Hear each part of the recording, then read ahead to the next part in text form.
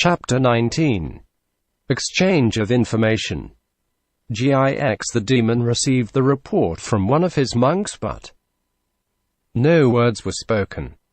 Instead, the monk knelt beside the demon's makeshift throne, and the demon's elongated finger clasped the top of the monk's skull. The monk let out a low moan as the talons dug slightly into the skin and demon's claws connected with the nerves beneath the flesh. It was a heady moment for Gix, slightly intoxicating. These fleshy creatures were filled with sensation. Even the monks whom Gix had learned possessed an existence that was removed from the experiences of others of their race, were a cornucopia of emotions, a pit of conflicting desires, a rich, breeding tidal pool of feelings. The electric thrill of touching those feelings, even vicariously, rushed through him like a shot. The demon would be loath to admit it, but he found the experience unlike any at home in Phyrexia. Delicious. That was the word for it. The touch of the monk's nerves was delicious. The emotions subsided: fear, anger, passion, concern, bliss. And Gix began to scan the monk's mind. The monks prided themselves on their machine-like organization, but Gix found their minds a tangle of clutter, a jungle of conflicting thoughts more impenetrable than his homeland's jungles. Slowly Gix extended his own consciousness, taming the wilderness and pulling the answers he needed from the living skull of his worshipper. There had been those who had protested against his tender probings. They were buried in the sands outside, buried next to the weak, who collapsed in on themselves at the first gentle mental touch. Only the strong and the willing remained in the demon's service, which was as he thought it should be. He had learned much of the world through the monks, much about a world so different from his own, as organized as a goblin parade and as structured as an overturned anthill. Even those words were looted from the monks' minds, for the pure chaos of the world did not connect in any way with his old life beneath the oily skies of Phyrexia. This was a world filled with rogue units without coherent masters of any type. Perhaps this world had had masters once, but they died or went away, leaving brawling children in the place. There was an old, dead race called the Thran. Perhaps they had been the masters, but they were gone and left the toys behind. Simple, uneducated machines without a glint of true sentience. And now some of these squalling children had unearthed those toys and were playing dangerous games.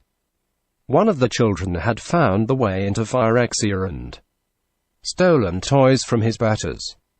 He'd stolen from those who would come looking for his devices. He'd stolen from Gix. The child was called Mishra, the monk's mind said. He was the master of the Phalagi, a crude and brutal people who lived in the dry regions. But to say he was their master was giving him too much credit, for all he was doing was riding a wave of their bestial organic nature. The tribesmen he led would slam against other bands of creatures like a random marble in a maze. This Mishra provided no more true guidance than an ornamental spur on a diabolic machine. There was another Mishra's subordinate, but the red-haired one did not shine in Gix's mind as did Mishra. He was the thief. Mishra was the one whose mind had brushed his all those years ago. Mishra came to him in dreams. Had he dreamed before he encountered Mishra? Gix wondered. He had no memory of doing so. Mishra invaded Phyrexia and took the dragon engines, the Mac. Far were the creatures of the first sphere. Mishra must be punished. But Mishra was not alone, for there had been another in that initial mind touch, years ago, a shadowy figure alongside Mishra. At first he thought it was another subordinate, similar to the Ashnod subordinate. But Gix soon realized that this other was instead a similar unit issuing from the same basic components and manufacture. A brother, the monk's mind said, though the word carried different flavors and sensations than when referring to other priests. The brother, Urza, another master of another crude, brutal people. There seemed no end to such barbarians, the children of unknown, abandoned masters. Once Gix sensed Urza's existence, he could see him clearly cut from the same cloth as his brother, no more and no less than Mishra was. Their minds seemed ordered, or at least more ordered than most he had encountered. Each brother carried a legacy of the old ones, of the Thran. It was a stone split in two, each half containing the summation of the earlier stone, yet altered to fit the organic unit they had bonded with. Gix could feel the crystalline longing of these halves, of the attraction they held for each other, and of their repulsion. The stones stood like beacons to Gix, and even without the monk's surrogate senses, the demon could feel the power. The beacons had moved little in the past few years. One lay to the west, across a patch of uneven mountains. The other was in the south, among another barrier of titanically broken ground. They called to him. They pleaded with him to take them back to Phyrexia, back to where they would be truly used. When he had first come into this fleshy world, Gix thought he would merely slay the thief and return with the recovered dragon engines.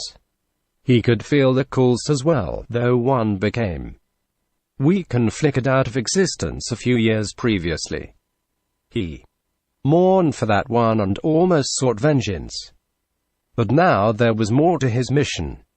He could touch the dreams of the thief when he was in Phyrexia, but in this world he could touch neither Mishra's dreams nor Urza's. Now they seemed proof against his blandishments. Was this part of the power of the stones or of the world itself?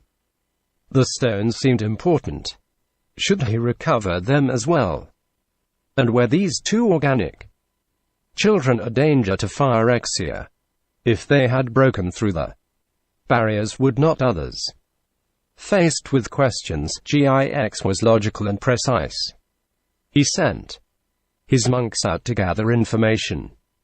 Once the information was garnered, he sucked it deliciously from their minds and formulated a plan. Gix willed his orders into the mind of the monk. There was another Lomon as old information was pushed out of the monk's mind and organic circuitry rewired to comprehend the new orders. Gix had learned, through fatal trial and error, which parts of his worship as minds they needed for basic functions, and he left those untouched. Gix lifted his hand, and his talons slid loose from the flesh and nerves of his servant. The monk pitched forward into the waiting arms of his brothers to a lesser extent than Mishra and Urza. The monk would be tended and cared for, and when his mind healed he would pass on the message of the god. They were to gather the brethren and go to this Urza and to this Mishra. They would become part of their brutal and crude organizational units, part of the tribal courts. They were to watch, and they were to report. And when the time was right, they were to call Gix from his throne in the caverns of Koilos, and he would punish the brothers for the crimes against the machines, for the crimes against Phyrexia. And he would take the stones from them, thought Gix, flexing his fingers before him. Droplets of the monk's blood spattered against the demon's chest, hissing and bubbling as they struck. Yes, thought the demon. The stones were his by right of conquest. He would take them back to Phyrexia. Chapter 20. Transmogrants. Ashnod's reports to Mishra over the following months were regular, if not fully detailed. A few words on progress to date. A revised schedule of deadlines. A list of new supplies needed. Sand for a particular type of glass, metal from a particular forge, fabric of a particular weave. And slaves always more. Slaves. The last were plentiful, but the remaining resources were beginning to wear thin. Most of Yosha had been plundered, and entire villages were now being impressed to work the mines that had not yet been stripped clean.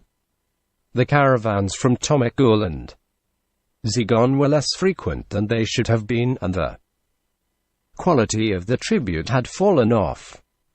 A number of representatives of those cities were dispatched to Ashnod as an example to the others. The coalitions, still hiding behind a gauzy mask of neutrality, were increasingly troublesome. Mishra was convinced the caravans were havens for Argivian spies who reported everything back to his hated brother. Mishra found that Ashnod's experiments served to increase loyalty and discipline among his own troops.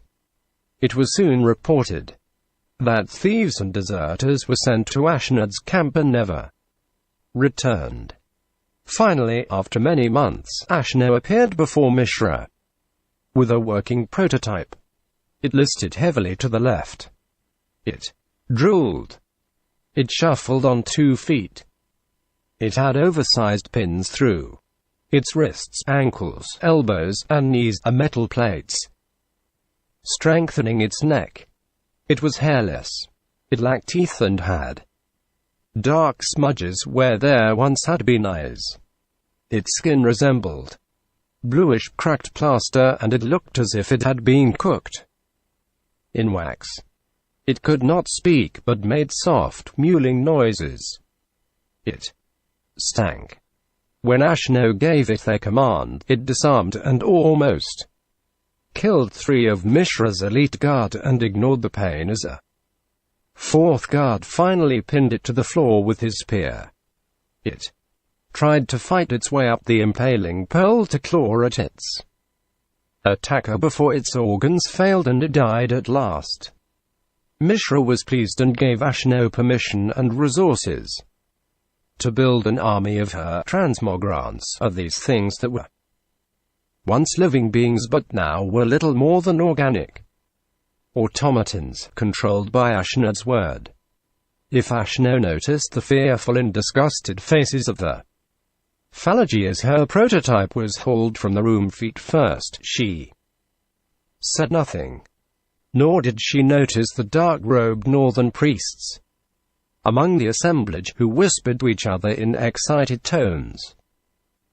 Despite the relative success of the first prototype, it took nearly a year for Ashnod to refine the process and guarantee a success rate of more than 50%.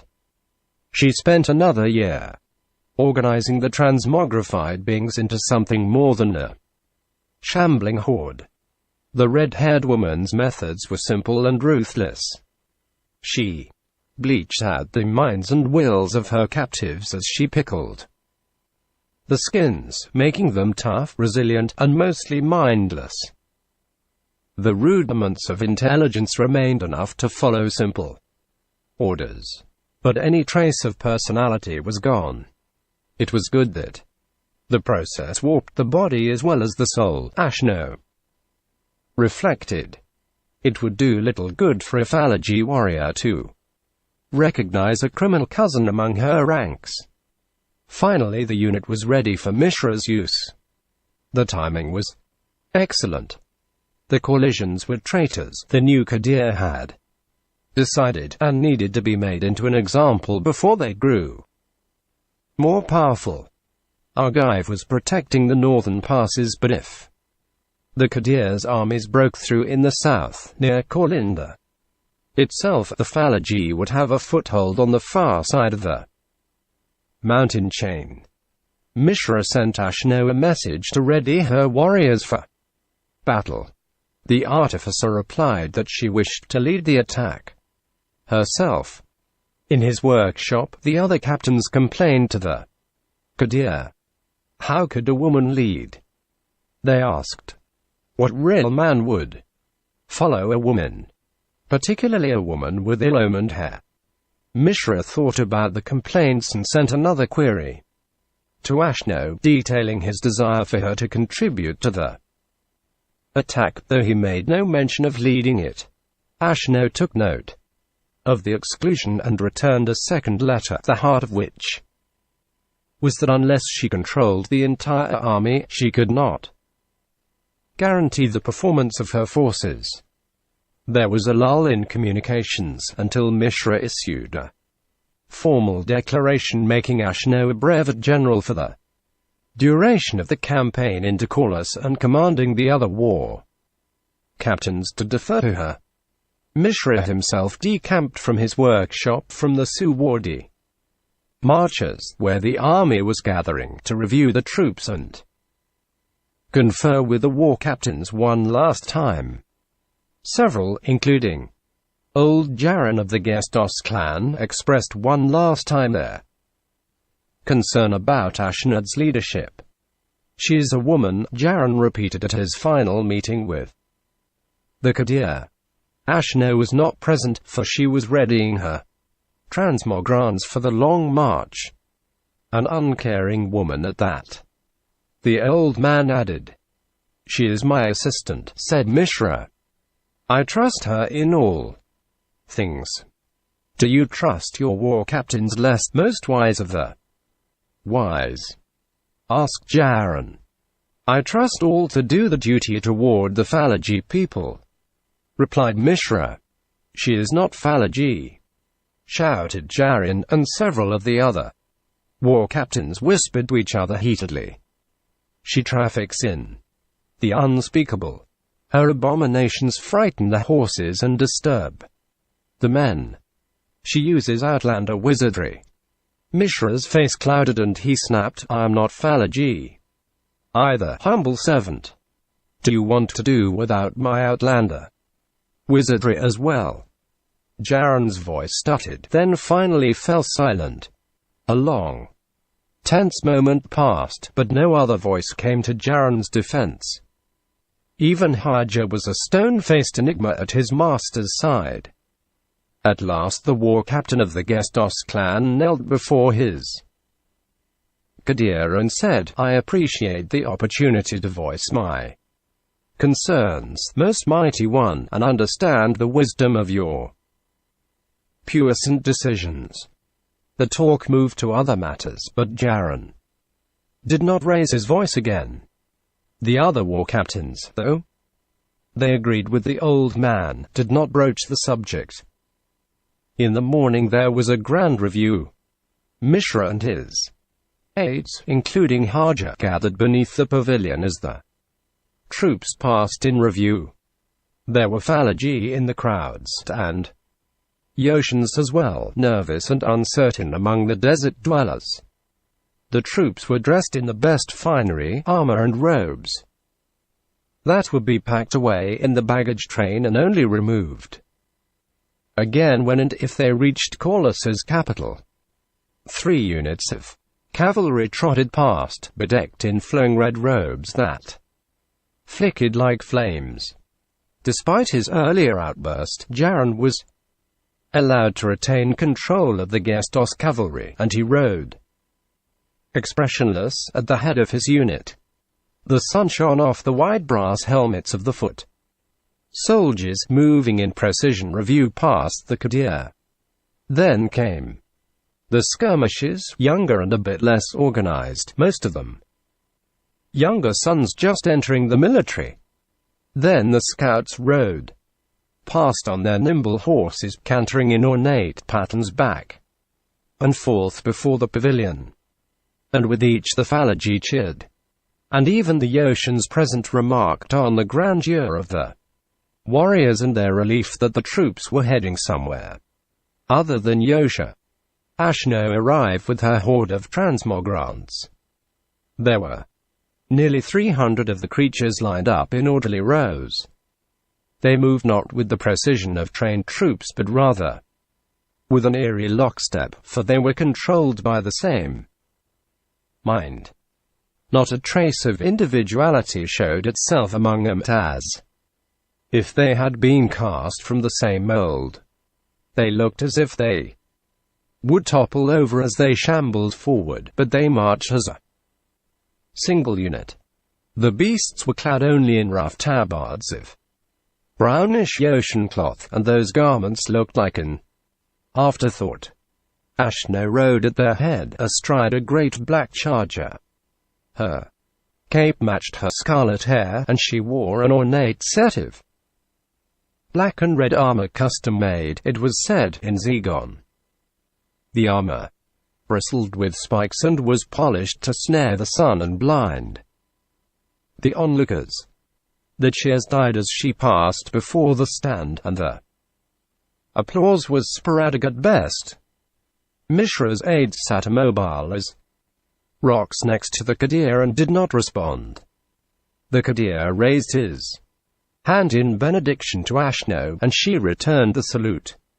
Neither paid attention to the lack of enthusiasm among the others. Last came the dragon engines, 4 new ones, operated by crews working within the bellies, pumping the bellows and keeping the steam pressure high to drive them forward. There were renewed shouts of encouragement as they towered over the populace.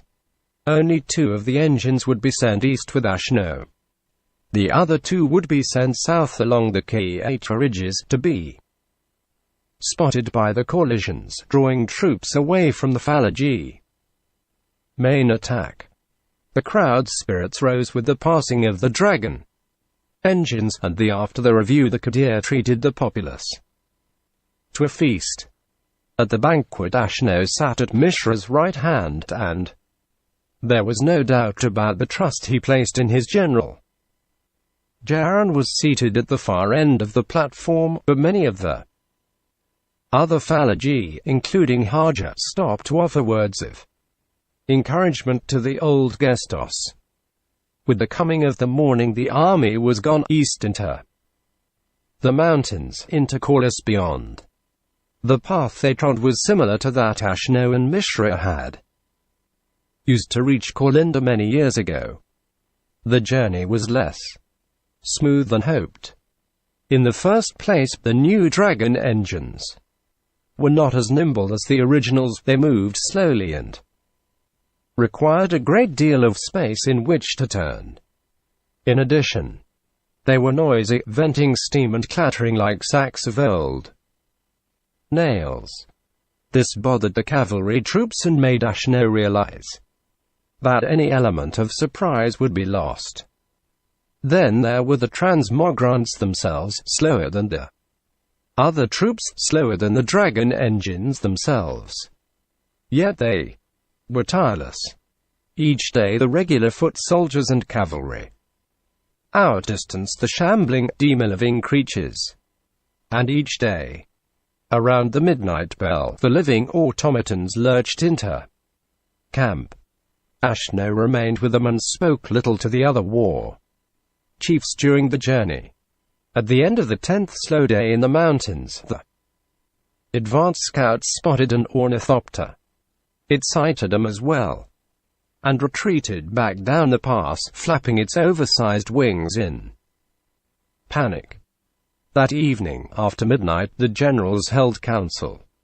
It would take 2 days to free themselves from the mountains entirely and to reach the relatively open land of the upper core, the valley. The coalitions, probably with Argivian support, would be waiting for Mishra's forces before they could extricate themselves fully from the highlands. A tight battle would be disastrous for the normally mobile Fallaji cavalry. Alas and alack, said Jaron, turning his palms upward. We seem to be undone. For the merchant nation's mercenaries will be rushing for the pass, seeking to hold it against us. And we cannot turn back in good faith without so much as a single drop of blood being spilled. To press on is folly, and to turn back smacks of dishonor. There must be another way, muttered Ashnod, almost to herself. If there is, said Jaron, I have no doubt you will find it. It was for exactly this reason that our Kadir, mighty may he be, in his wisdom, chose you to lead us. Ashnod looked into Jaron's face for the slightest hint of insincerity, but there seemed to be none. She thought for a moment, then said, we must get out of the passes before the Corlesian troops arrive. But we are too slow, complained Jaron. Would that out engines had wings, so that we might arrive there sooner, but they do not. Ashnod pressed her fingertips together and said, then we leave the dragon engines behind. Faces fell around the table, and the arguments began. The engines themselves were useful tools, said one war captain. Invaluable in battle. They were mobile forts, said another. Solid center about which men could cluster for defense. A third officer noted they provided protection for the army from the ornithopters, whose pilots had learned the dangers of straying too close. A smile flitted across Jaron's face, but he said nothing. The engines are too slow, said Ashnod finally. We have the transmogrants to provide a solid center to the line. Your abominations are slow as well, noted Jaron. Then they will leave now, stated Ashnod. They will be waiting for you at the entrance of the pass. She turned to Jaron. Unless you have a better plan, she asked silkily. No one did.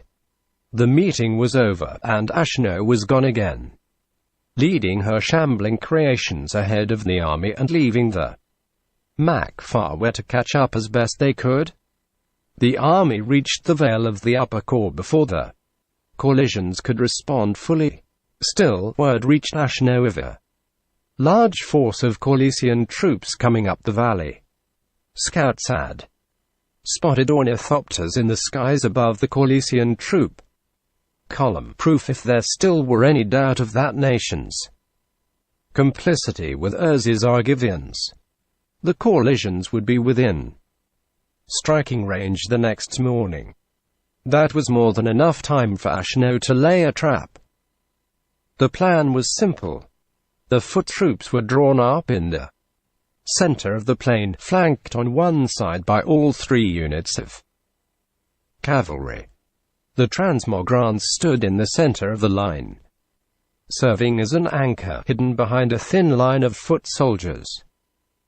The skirmishers would engage the enemy van, drawing it to attack the line.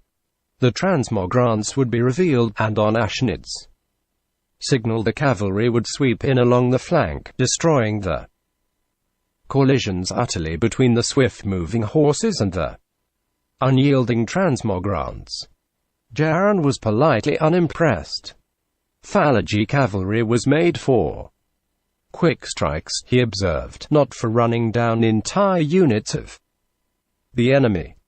New uses for old tools, said Ashnod, who was thoroughly tired of the older Gestos war chief. And if the collisions do not take your offered bait?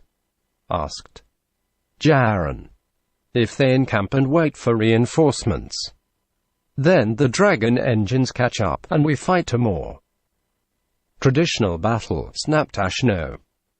Tell me, Captain, would you question Mishra's orders so often and so heartily? The older war captain stiffened, then replied through clenched teeth, I have my orders, which are to follow you.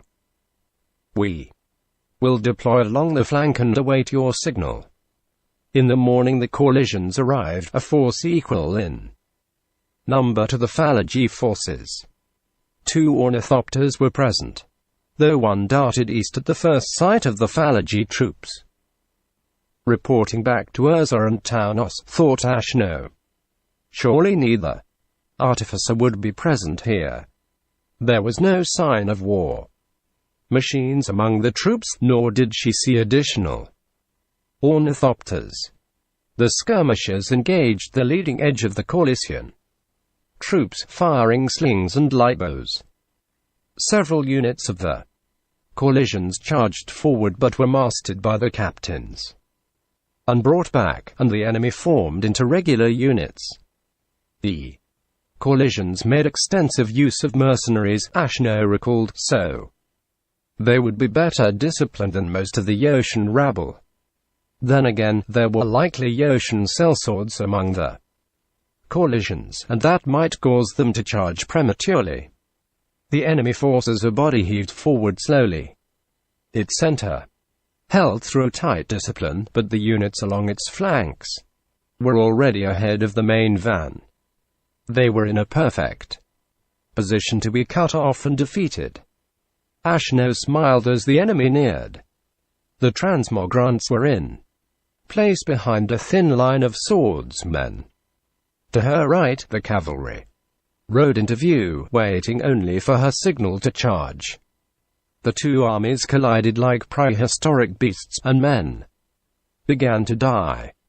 Brass hats with spears kept a number of mercenaries at bay, while swordsmen engaged in a deadly close combat. Ashnod shouted an order, and the swordsmen at the center of the line parted.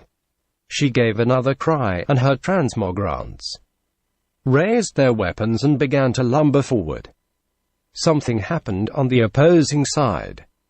The center of the main van, where the commander normally would have his own elite guard, parted to reveal a new set of creatures. There were 2 types among the coalitions: humans in beetle-like armor and hulking brutes looking like soft, misshapen ogres. Ashnod suddenly realized that the beetle-like armor was the outer coverings of humanoid devices, and the soft flesh of the ogres was some type of mud. Automatons, she thought, like Urza's Avengers. The coalitions had prepared their own surprise at the center of their line. Ashnod cursed as the 2 centers collided. The transmogrants would have broken a line of normal humans, but these were no ordinary warriors. The beetle men worked with clockwork precision, raising and lowering their razor-tipped blades like farmers thrashing their wheat. Alongside them, the huge earthen statues waded into the transmogrants, crushing soft skulls with the great hands. The transmogrants would neither retreat nor regroup. Ashnod had not given them the capacity to understand such orders. However, it was clear to the red-haired general that they were overmatched, a fact equally clear to the other fallagy footmen and skirmishers. Already they were losing ground, only a few steps away from a full retreat. Ashnod's position was a bubble, extending into the coalition lines, surrounded on 3 sides by mercenaries and automatons. Ashnod gave the order, and heralds gave the signal for the cavalry. A sudden assault on the flank would still break the coalition army and allow her own human troops to recover, she told herself. The signalman unfurled a great crimson banner and waved it to the cavalry. The cavalry did not move. Ashnod stared in disbelief, but her eyes had not deceived her. The cavalry had not abandoned its position. A unit of mercenary archers from Tawnos had taken up position opposite it, but the 3 units of cavalry did not charge. Ashnod cursed again, and shouted at the signalman. He waved his banner again frantically. Still the cavalry did not move. Ashnod looked around. The left flank, farthest from the cavalry was already crumbling, the fallagy footmen abandoning the spears and in some cases their helmets and falling back. Ahead of her the blades of the beetle men were ripping the transmogrants to shreds. As she watched, an earthen statue picked up a transmogrant, lifted the creature over its head, and pulled it apart by the legs and arms. The rotted remains cascaded down on the statue, but the clay automaton suffered no damage. Indeed, the cuts inflicted on the statues seemed to heal as Ashnod watched. The transmogrants had better success against the beetle warriors, and along the ground lay scattered remains of both dead human flesh and dismantled mechanisms. Ashnod looked to her right, to the cavalry. Now it was finally moving. Then she cursed. It was moving backward. An orderly retreat. In the face of mirages. It was pulling away. The sight of the cavalry's retreat destroyed the remaining right flank. The troops wavered and then broke into a run. Both flanks were in full rout, and the only thing holding the center was the remains of Ashnod's unit of transmogrants. Ashnod wheeled her own horse, a pained look on her face. To abandon her creations felt to her as if the very heart was ripped from her flesh. Nonetheless, they would be destroyed. There was no one else to save them. She spurred her black charger and left the devastation behind her, hoping that the transmogrants would do enough damage to it least slow the pursuers until the fallagy were once more under the safe protection of the dragon engines. The transmogrants had done that part of the job well, for after repelling the fallagy invasion forced, the Corlesian advance halted entirely. The enemy might have been more hurt than Ashnod had thought, or they were waiting for resupply.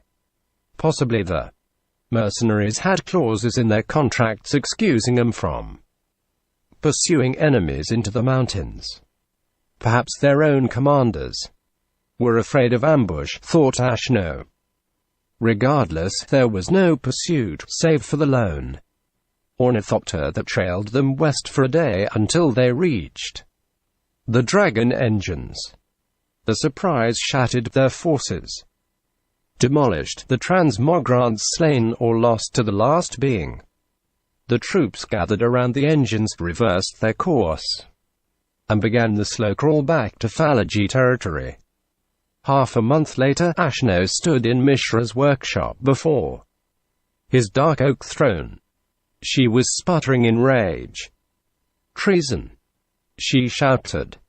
"I gave a direct order, and Jaron here ignored it. Because of that we were routed." "Most revered one," said Jaron calmly, "we did not see the signal flag for the assault.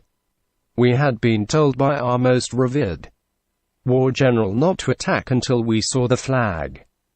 When we saw the battle was going against our forces, we pulled back to provide a screen to protect our retreating troops. More would have perished if we had not done so. We were defeated because he ignored the signal flag," shouted Ashnod. "I did not see the signal flag," said Jaron, his face impassive. Nor did the other war captains. Mishra patted the tips of his fingers together. "Do you say that my trusted assistant is lying?" "No, most wise among us," said Jaron quickly, "only that we did not see it. Such are the fortunes of war. A daring plan often comes to naught because of a simple thing." He looked at Ashnod and added, "or because of a simple mistake in judgment." Ashnod looked daggers at the Gestos chief but said nothing. Jaron added, "We did retreat in good order. Most of the cavalry was unharmed, and the dragon engines were undamaged. There were, however, heavy losses among the footmen and the brevet generals. Own Special forces. We're lost. What a surprise, muttered Ashnod. Mishra ignored the comment and dismissed the war captain. Can you believe his lies? The red-haired woman shouted as the door was still closing behind Jaren. Mishra's face was tense and concerned. I had hoped your endeavor would prove successful. Success ennobles many an experiment. If you had pressed into Tawnos, if your creations had secured us a beachhead, then the war chiefs would be lining up to tell me how they knew you could do it all along. Needless to say, they are not doing so. It's all lies, replied Ashnod. They're afraid of me. Of us. Of what we can do. Of our creations. The battlefield does not belong to human warriors. The dragon engines proved that. The transmogrants proved that. The battlefield is still theirs, said Mishra. His voice held no expression. The swords succeeded where your mindless creations did not. But you leave me with another problem. Some of the chieftains think that I listen to you too much in this matter, that I showed weakness by depending on you. Weakness? Shouted Ashnod. Let them try to run an army in the field. I will, said Mishra, because I am sending you to Saranth. There was a long pause. Saranth is on the other side of the empire, said Ashnod. Last. Hard on the shores of Lake Ronam, agreed Mishra. A nation rich in metals and wood material that we need here. I want you to secure the fealty of their leaders. You want me out of the way, accused Ashnod. Mishra held his hands open. You are the most trusted of my lieutenants. I fear for your safety among the other chiefs. You should fear from the safety instead, spat Ashnod. I do, said Mishra. Which is another reason to send you to Saranth. Take a small force of men you trust with you. Gain their fealty. And if Saranth doesn't want to swear fealty to us? Inquired Ashnod bitterly. Then I will send a larger force, said Mishra under a riddle. Commander. Ashnod bristled but said nothing. Mishra's eyebrows arched, and a kindly look passed over his face. It was an expression Ashnod had not seen in a long time. My student, he said, you do many things better than any man, better than any individual in my empire. But you are part of that empire, and you must go as your Qadir commands. Ashnod bowed formally. I respect your wishes, most wise among us, she said woodenly. Let me make my preparations for departure. Mishra smiled and said, one more thing. Ashnod turned at the door. Leave Jaren alive, said the Qadir. It would be difficult to explain it if something horrible happened to him so soon after this conversation. Ashnod's brow furrowed, but she nodded. The door closed behind her, and Mishra let out a deep sigh. Then he rose from the throne, padded over to his great slate board, and began to reconfigure the legs of his new dragon engines. Chapter 21. Ivory Towers. Lauren, scholar of Argive, arrived at Tarizia city in the early summer of the 5th year after Yosha's fall. It had been a long journey from Penregan down to Tawnos, then west by coast, hugging boat across the storm-tossed shielded sea, north to Tomikul, and finally west over the wastes of the desert by camel to the borders of the city-state itself. Lauren wondered if, had she known the true distance of Tarizia city from Argive, she would have left her home at all. Indeed, many of her fellow nobles had tried to dissuade her from the journey, but she could not remain in Penregan. War fever had seized the nobility, a disease that apparently clouded the mind, and convinced those infected by it that Urza, who had failed to save Yosha, was nonetheless the salvation from his brothers' hordes. Lauren was less than convinced. Yet in the drawing rooms and councils of Penregan, her doubts were met by indifference at best, and scorn at worst. She had opened correspondence with the Archimandrite years before, and when the Teresian scholar extended an invitation to her, she knew she would take it. Now, after long months, she stood at the gates of the great ivory metropolis. Teresia City rose above the neatly cultivated fields that surrounded it and was visible from miles away. The city was a gem, set in a great ring of white stone. Its roofs were glass and crystal, and they scattered the sunlight like prisms, surrounding the streets below with rainbows. When the hard winter rains struck, Lauren was assured by her guide the entire metropolis would rattle and resound like a shaken tambourine. The city walls were of white stone, hauled from the distant Kolkran mountains to the north by dwarves and the giantish slaves. Great towers of similar white stone ringed the city. They reminded Lauren of chess pieces left behind by some idle god. Even these towers were works of art, for they were lovingly decorated with bas-reliefs of mythological beasts, winged lions, and elephants. It was within one of these ivory towers that Lauren was to meet the supposed mistress of the Order of the Ivory Towers, the Archimandrite of Teresia City, first among equals of the Tower scholars. Lauren had no idea which tower belonged to the Archimandrite, but she inquired at the city's main gate. She hoped to send word of her arrival, then to settle in Samin. Within the city, standing by the main gate, was a broad-shouldered, bearded man with a wide-brimmed hat and a walking stick. As she spoke to the guards, the man removed the hat and mopped his brow with a rough handkerchief. He turned at the sound of her voice. "You seek the mistress of the towers?" he asked. "Come. I'm heading there myself." He turned away and walked a few paces, and Lauren noticed he was lame in one leg. He hobbled along, resting heavily on a short metal stave. The man stopped and turned and looked back at the woman. "Argivian by your accent," he noted. Lauren nodded, puzzled. "You would not be Lauren, the scholar from Penregan?" "I would be," replied Lauren. "But you have the advantage of me." The man turned and limped back toward her. Lauren met him halfway. "Felden," he said, bowing over her offered hand.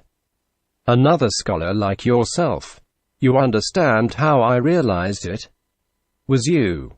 Lauren paused for a moment. "I don't suppose there are many Argivians this far west." Felden nodded, and Lauren noticed he wore his long hair swept back over his ears, without a braid. In the warmth of the region, it was no surprise that the man was sweating profusely. Felden said, "Your arrival has been expected. Come, let's see the Archimandrite together." Lauren motioned toward her guide, still standing by his camel. "I have still to find lodging." "Ah, allow me," said Felden. He hobbled forward 2 paces and ejaculated a rapid string of Fallagy words, accented in a dialect that Lauren did not know. The guide responded in kind, and Felden fished a coin from his heavy coat. He tossed the coin to the guide, who caught it with a deft motion, smiled, and bowed. "You're staying at the same inn I am," said Felden, turning back to the Argivian scholar. "Don't worry. If your guide had been less than an honorable man, you would not have gotten this far. Come along. And with that he limped forward again. He reminded Lauren of a bear. Of a great bear, she thought, that had accidentally wandered out of the mountains and been mistaken for a human. She smiled at the thought and quickly caught up with him. The last was easy, since he paused every few steps to mop his brow and to complain of the heat. You are not from Teresia City either, said Lauren. Northern uplands, near the glacier, answered Felden. Came down here to check the libraries. Useless things, the libraries. Couldn't find any runes that matched. Asked Lauren. This, said Felden, holding up his metal walking stick. The head had been twisted into an ornate curve. It's a staff, Lauren said. More of a cane, returned Felden. But look along the shaft. Lauren reached out and steadied the proffered object. Along the length of it were markings little more than scratches, but definitely organized in a recognizable pattern. They aren't Thran, she said at last. Nor are they dwarven or goblin, or anything else that anyone around here recognizes, said Felden. Found it in the glacier. I've been studying it. The cane? Asked Lauren. The glacier, said Felden with a broad smile. The big one that pours into Ronham Lake. Glaciers are frozen rivers, you know. And they move, glaciers do. Not that you'd notice, but they slowly come down the mountain, scraping clean the land into their path. Found this one at the base of the glacier, and I've seen others buried within its heart. Felden continued his lecture as they continued around the perimeter of the walled city. They passed the first tower and came to a stop at the second. Felden bellowed another string of words at the female guard before the door, this time in a language Lauren did not even recognize. The guard bowed and stood aside for Lauren and Felden to enter. Sumi Van, he said by way of explanation. They have a tonal quality to their language that makes discussion quite maddening. Sometimes the same word has several different meanings if you vary the pitch. You study languages? Asked Lauren. When I'm not studying glaciers, replied Felden with a private smile. Actually, I ended up knowing so much about language because I needed to know more information about glaciers, and could not read the old scrolls or hear the old tales in their original tongues. So I learned language as a matter of course. Your specialty is artifacts, correct? Old Thran devices, Lauren specified. Like the two brothers, granted Felden. Mishra and what's his name? Urza, said Lauren. Dangerous things, artifacts, said Felden, and there was something in his voice that made Lauren wary. By this time they were past their reception hall and in the main room.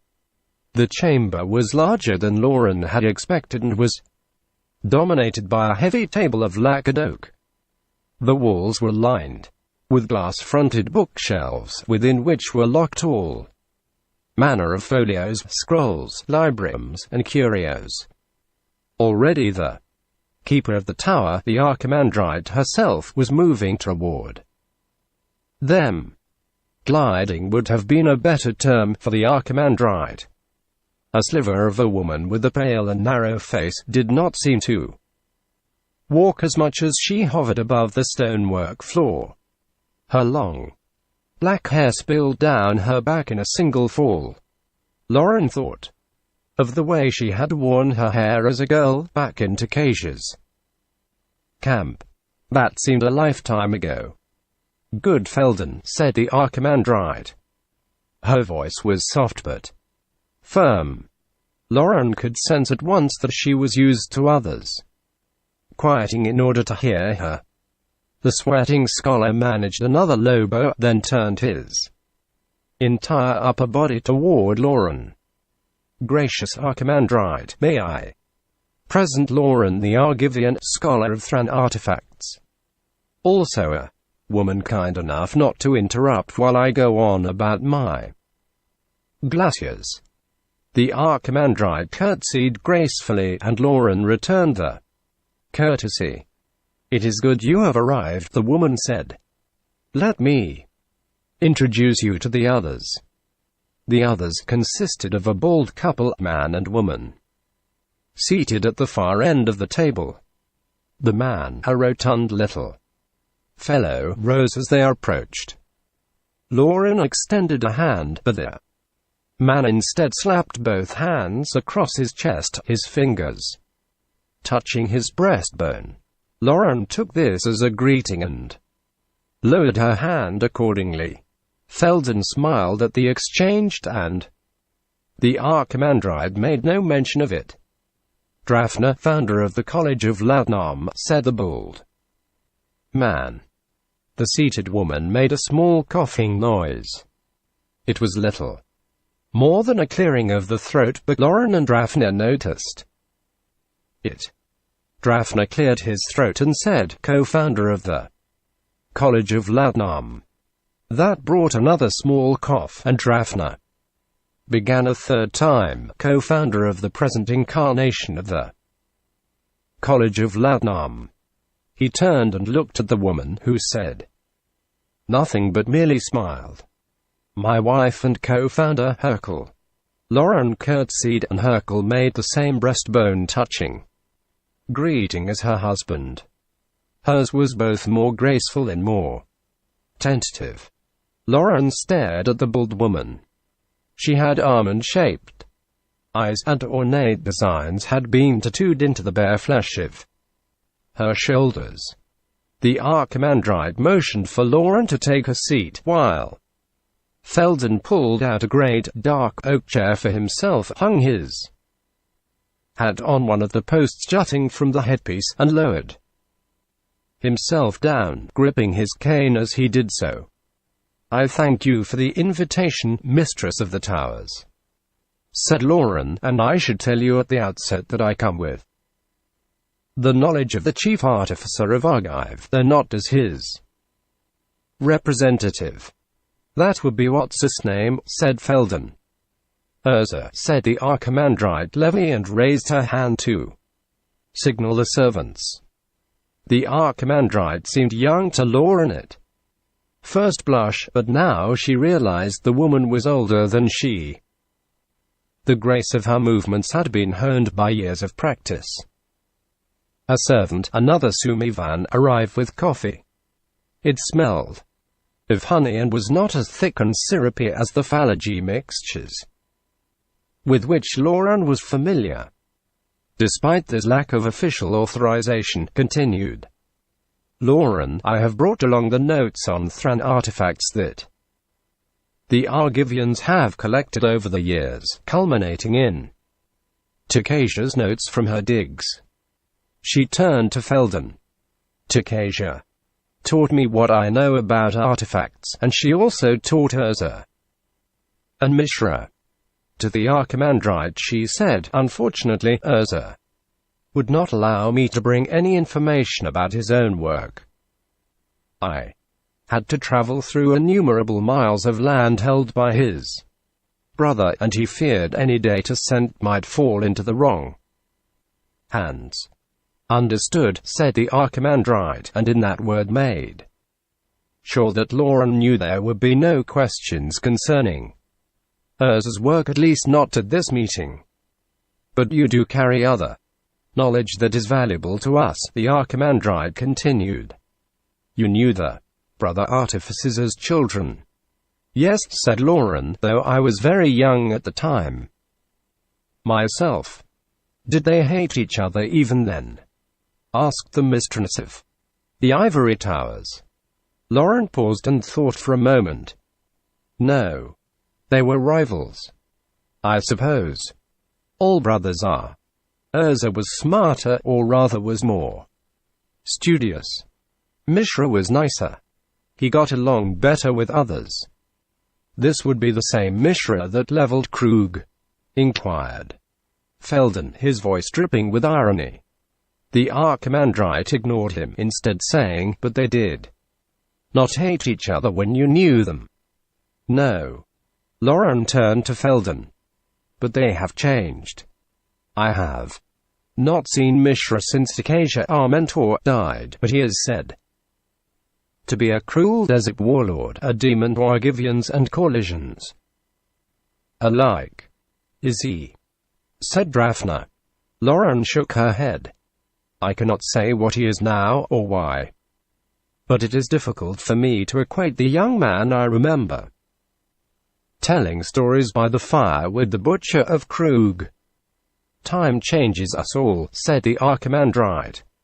"But what of his brother? What of Urza?" Lauren shook her head again. "Urza has been hurt very, very badly. He seems to have pulled back into himself. I talked to him just once, to tell him I was making this journey. He was not cold, but detached, as if everything was a cryptic message that could be solved only if one had the right cipher." The Archimandrite leaned forward in her chair. "So you do not think there will be a resolution between the two without further conflict?" "No," said Lauren flatly. "I don't think there will be. In Argive, when I left, they were building a string of towers along the borders, filled with clockwork soldiers of Urza's design. There are new mines across the hinterlands, and most of the streams have been dammed to provide additional power. When I passed through Tomikul and Zegon, portraits of Mishra hung everywhere, and people felt he would lead him to a great and powerful future. No, there will be no resolution without war." "Told you," said Felden. The Archimandrite frowned. "What does it matter what two screaming brats are on the far side of the continent?" said Drafna sharply. "It does not involve us at all. Let him brawl and leave us to our own work. If they would rather fight than study, is it our responsibility?" "It's more than that," said Felden. "Things like this have a tendency to spread. First it's the Fallagy against the Yotians. Now it's against the Argivians and the collisions. How long before we get dragged into things on one side or another? This Qadir of the Fallagy is facing eastward with his forces. We are to the west. We are not his worry," said Drafna. "Really?" snapped Felden at the bald man. "I was talking to a Scythian merchant this morning. Apparently Mishra's devil girl apprentice, Ashnod the Uncaring, was in Saranth negotiating for the timberland and mineral resources of the state. Apparently, the negotiations consist of Mishra giving Saranth the choice of either handing over the goods or having the Fallagy come and take them. I'd like to see them try," offered Drafna. "That's what the Zegoni said," muttered Felden. "And they're being bled dry as a vassal state of the Fallagy domains. The Yotians, too, for that matter. The Qadir's representatives have approached Rivalry cities council as well," said the Archimandrite softly. "They have been politely refused. What will happen when they arrive with their dragon engines at our gates?" "Or at yours, Drafna?" asked Felden. The co-founder of the college at Latnam made a harumphing noise but said nothing. "Rivalry city is an ancient place," said the Archimandrite, speaking to Lauren but for Dravina's benefit. "It has many defenses. The great white towers that ring the central city are but one of them. But these defenses are old and might not be sufficient to withstand an assault from without. Our people have been at peace for longer than any remember, and they have no love for war. It doesn't matter if you love war or not, said Drafna, if one is coming your way. Exactly, thundered Felden. That's what we need to prepare for. Otherwise the various Western nations and their knowledge and scholars will be picked off one at a time. You could ally with Urza, said Lauren, since Mishra is your closest fear.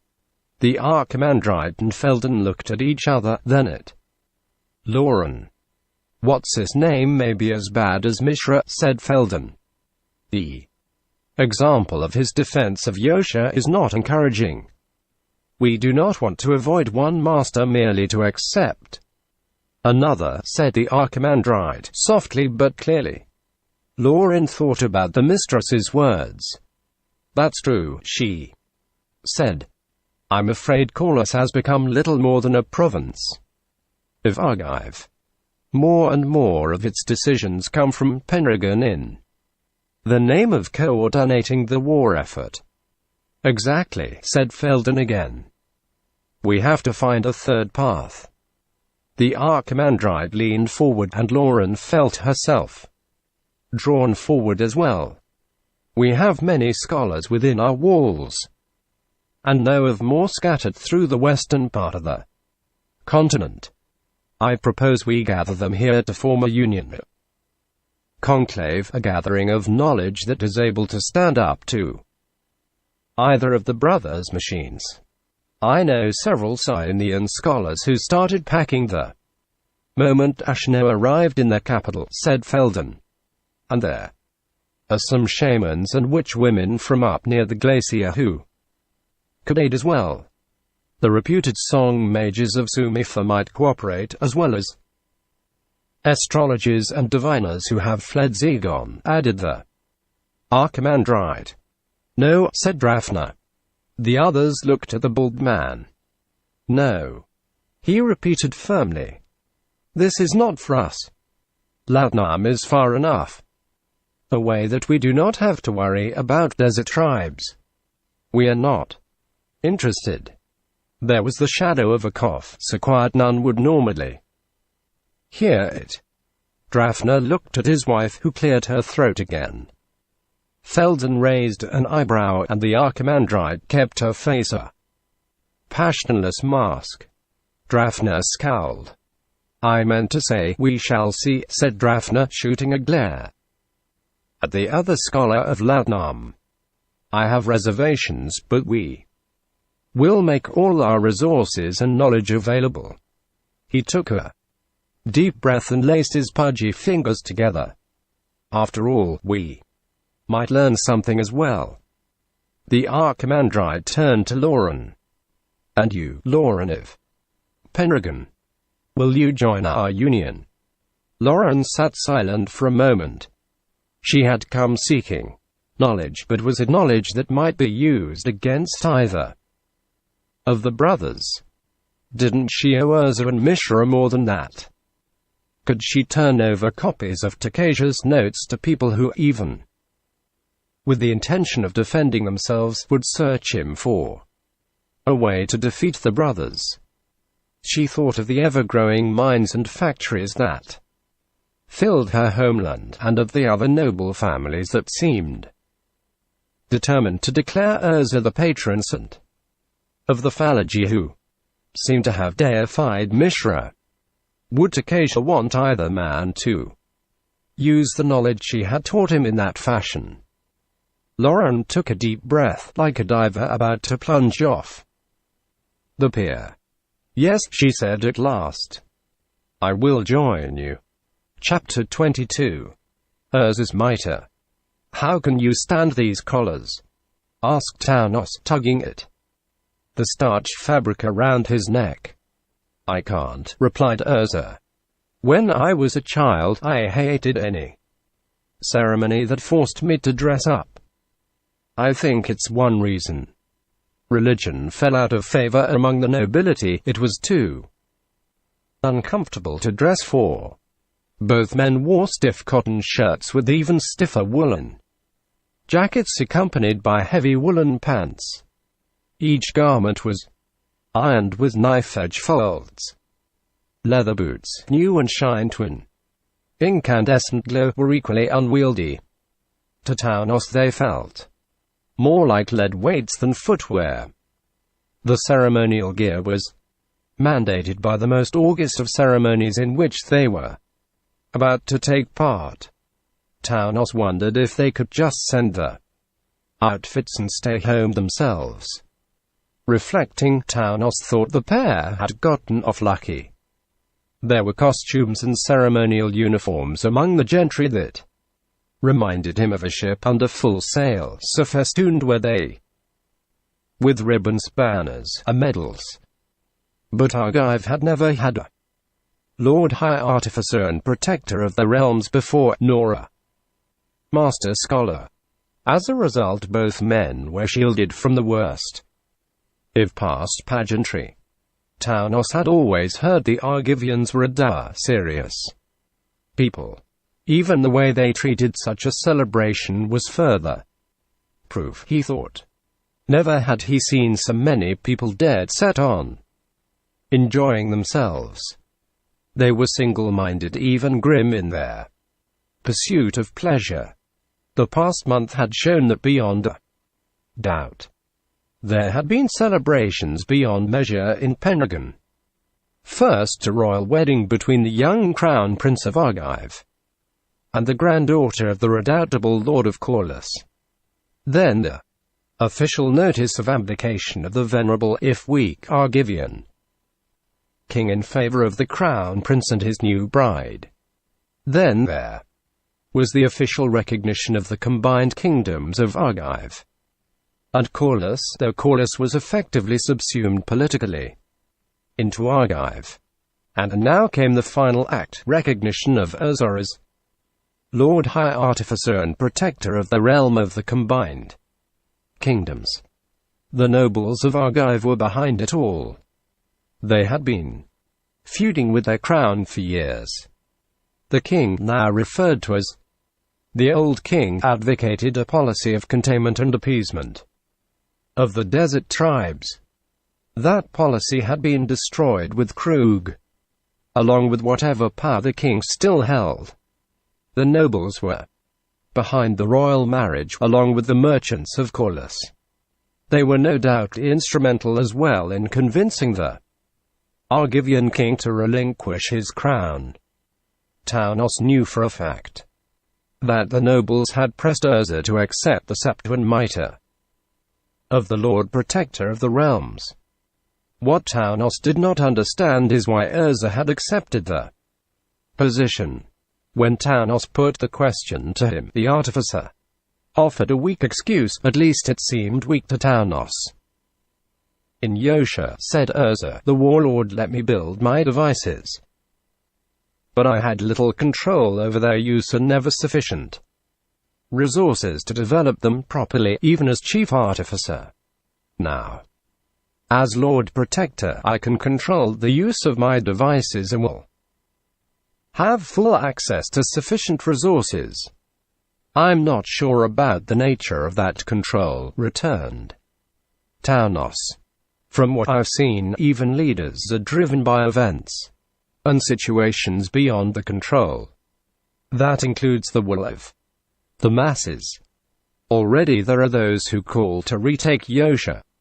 That may well yet happen, said Urza, but it will occur with a mechanized force, one filled with Avengers, mechanical soldiers, and the new Sentinels we're designing. It may happen before we have a chance to finish the work, said Tawnos. In fact, this new position may bring you under new pressure to launch an attack. Urza ground his palms together slowly. At last he shrugged. You may be right, my former student. Then why accept the mitre and scepter? Demanded Tawnos. I have another reason, said Urza, and closed his mouth firmly. Tawnos wanted to press Urza about what such a reason could be when the door to the room flew open. A small metal bird fluttered into the room, chased by young Harbin. The 7-year-old laughed and lunged at the small bird, which dodged his blows effortlessly and circled the room. Tawnos whistled a short tune, and the bird came to rest on the mantelpiece. The boy also quieted immediately, suddenly aware of the others in the room. "Uncle Tawnos," he said with a smile. Then his face turned stern. "Father, I'm sorry for interrupting." Urza smiled gently and said, "No interruption." He looked at the bird. "One of yours?" he asked Tawnos. Tawnos shrugged. "A small distraction, using some of the ideas we've been working with. It avoids the boy's blows because it detects the air moving in front of his hands, much as an insect would. He can catch it if he moves slowly, but I have never seen a young boy who had that much patience." Urza nodded. "Yoshans may have many souls, but at your core, you are still a toy maker." Lady Kayla, queen in exile of Yosha, had entered behind the boy, while a servant carrying her cloak remained outside. "Harbin, you know better than to disturb your father and Tawnos." Urza allowed himself another gentle smile and said again, "No interruption. On a day like this, it would be hard to get any real work done anyway. Come in, and let us toast our good fortune." Tawnos turned to pick up an oversized elephant bottle of red wine, a gift of the nobles. The Argivians liked their wines blooded and furniture polish bitter. Urza fetched 2 goblets, one for each of the other adults, and his own chalice. The last had been Urza's own handiwork. He had converted the central pump that had worked the last of Takasha's onoliths, a beast now as mythological in Argiva's minotaurs and rocks. Tawnos poured a small amount for himself and for Kayla, and a more generous helping for Urza. Urza raised his chalice in a toast. "We have passed through fire over the past few years, and that has tempered us. Now the fires grow hotter still, but we are stronger, and we are proof against the flame. To Argive and Corlus, to the memory of Yosha," said Kayla. "To the new Lord High Artificer and Lord Protector of the Realms," said Tawnos.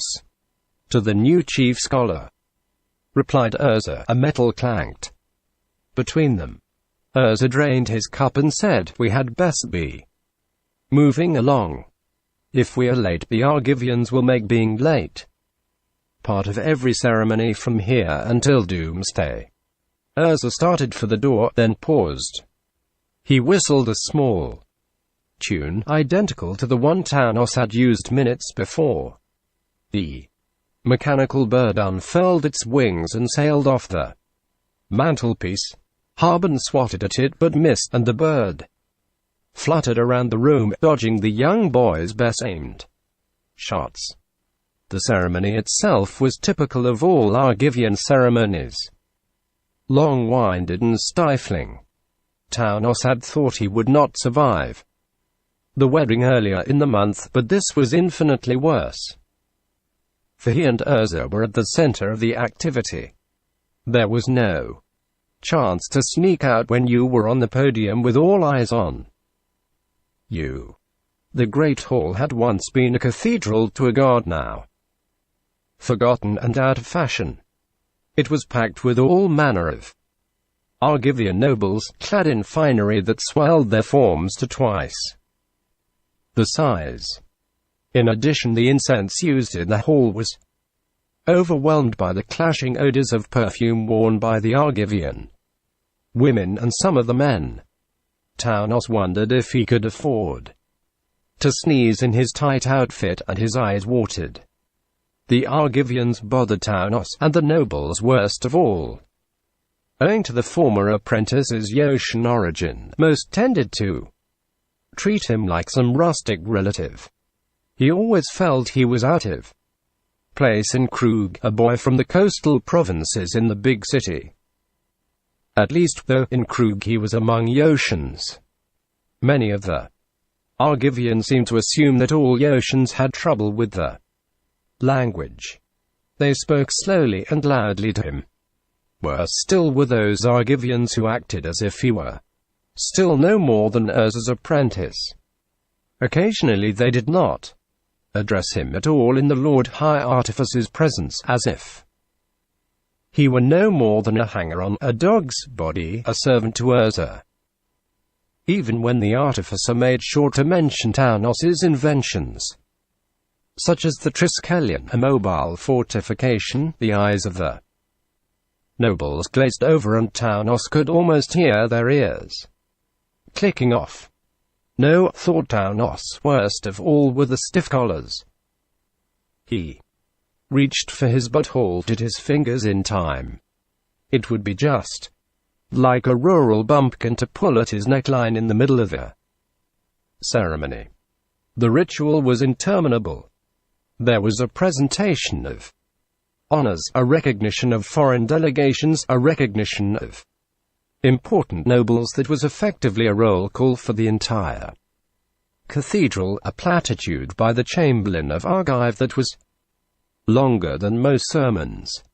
This was followed by a listing of good things that had happened of late, which were truly or otherwise ascribed to the efforts of Urza and his faithful assistant, Tawnos.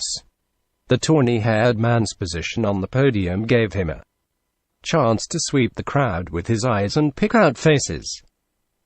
Kayla and Harbin in the front row. She seemed nearly wilted in her gown, but was still game, while the boy had surrendered to boredom a half-hour back and was now kicking the sides of the pew in a desultory fashion. The apprentices were led by Riklau the schoolmaster, the senior students Renal and Sanwell at his side. Sharaman was in full military harness and looking almost comfortable in his dress uniform. There were others, Argivian noblewomen in full regalia and young courtiers vying with them for flashiness. Corlisian merchant lords, more restrained, but still bedecked in the most sumptuous of fashions. There were dwarven diplomats from the Sardian mountains, a dour group of diminutive people who made the Argivians look positively festive and the Corlisians even-handed. Their mountains held much of the resources that Urza needed, but they were willing to trade their metals and stones for gold, which Urza considered a minor metal of little real value in the battlefield. There were Yotians present, dressed colorfully but simply. They were refugees who had fled to Argive after the fall and represented some of the most powerful families in the region, yet next to the Argivians they seemed like poor relations. There were also others of whose identity Tawnos was unsure. There were a band of fur-wearing barbarians from Alperi, and a group of priests, black-robed savants with mechanical devices hung around their necks. Gixians, Tawnos reminded himself, from a monastery far to the northwest. Urza had received an offer from them to aid in his studies, but Tawnos found them too fanatical in their devotion to the machines themselves. They treated even the ornithopters as if they were living creatures. It made Tawnos nervous, and he avoided them, as did most of the rest of the populace, who had no time for gods of any stripe. The Chamberlain's invocation ground to a close, and he was replaced by the Lord of Corlys, whose voice was slightly more pleasant but who seemed intent on showing everyone that her nation could be just as long-winded as the Argivians. She spoke of the recent events, of the erecting of the defensive towers along the borders of both Corlys and Argive, and of the continual ornithopt patrols that kept him safe from the Phalange devils. It was more than just Urza's devices that kept him safe for the moment, Tawnos thought. Word had reached Pendragon that Mishra had plundered most of Yosha and drained Zegon as well, and was looking for new supply sources. Apparently the attempts to fold Saranth far to the west into the Fallagy Empire had not gone well, and a huge force had settled there to besiege the principal cities. Instead of gaining needed resources, Mishra had succeeded in opening another front. Should he continue in this fashion, Urza's brother would soon surround himself with enemies. Of course, the situation was not lost on the Argivian nobles, nor on the Corlesian merchants who wanted to reopen their precious trade routes. Now was the time, they said, to press the advantage. Now was the time to retake Yosha. Now was the time to put Mishra in his place. Urza had surprised Tawnos with his response to the noble demands. In Yosha he retreated to his ornery and let others do the talking and planning. Now he met with the nobles and the merchant lords whenever possible and never shirked from showing them some new device or implementation. They, in turn, had opened their vaults to him, allowing him access to power stones, land, and other resources needed to build. Tawnos thought he knew Urza's plan. The artificer would continue to build his Avengers, Ornithopters, Sentinels, and soldiers until he had more than any dragon engine could best. Only then would he move against his brother. Tawnos hoped Urza would have time to carry out his plan. Given the enthusiasm of the Argivians and the greed of the Corlesians, he was not sure. The Lord of Corlys finally surrendered the podium, and his young majesty presented the titles. Urza knelt, a feat in itself, considering the stiffness of his costume, and the young king placed the Lord High Artificer's mitre on Urza's head. Then he laid the scepter of the Protector of the Realms in Urza's hands. The crowd burst into applause as Urza rose and recognized their cheers. They were quieter for Tawnos, but only slightly. He received the heavy velvet robes lengthened to cover his large frame of the chief scholar. He knelt as well, and the king placed a golden circlet on his head. Even kneeling, Tawnos was almost as tall as the king and had to bow forward to prevent the Argivian from having to reach up. Then the benediction, and Tawnos swore he saw the entire audience shudder to a man as the chamberlain remounted the podium and launched into a rousing screed against the Fallagy devils. That was what was missing, Tawnos thought. There were no Fallagy present, at least none who would announce their heritage. The chamberlain declared Urza to be Lord Protector of all the lands not held by the Fallagy and their allies. In other words, all lands not under the rulership of Mishra. Finally the ceremony was over, and the people filed out for a ceremonial banquet, which would be dominated by even more lengthy speeches. Every merchant and noble with at least some claim to the title would rise and deliver his own thoughts on the matter. Tawnos couldn't wait. Back in his chambers, Urza smiled and pulled the mitre from his head. It was a heavy thing, and Tawnos had wondered if the older man would fall over from the weight. Urza hefted the mitre, clearly delighted. Finally Tawnos said, "I've never seen you this cheerful when the people praised you in Krug. Is it the fact that they're your own countrymen that makes you smile?" Urza looked up, puzzled for a moment. Then he smiled broadly. "You think that is it? That I have become a vain old popinjay, thriving on the adulation of the crowds? Look into my new hat, my former student, and see the truth of the matter. Tawnos moved over and looked over the brim of the upturned mitre. Gemstones were sewn into the lining of the tall hat. That was why it was so heavy. No, not gemstones, Tawnos realized. Power stones, pure and unflawed. There were more than had been in the chest Urza had shown him 5 years ago. Tawnos looked at Urza, and the Lord Protector beamed a warm smile. That was why he had put up with all the pomp and trappings of the ceremony, the chief's scholar realized. That was why he had endured the speeches and courted the nobles, and why, while claiming modesty, had accepted the post of Lord High Artificer. All to gain more power. All to gain more resources. Urza left the mitre in Tawnos's hands and went to fetch his chalice before the pair left for the interminable banquet. Tawnos shook his head. His former master had not changed at all. His devices were still at the center of his universe.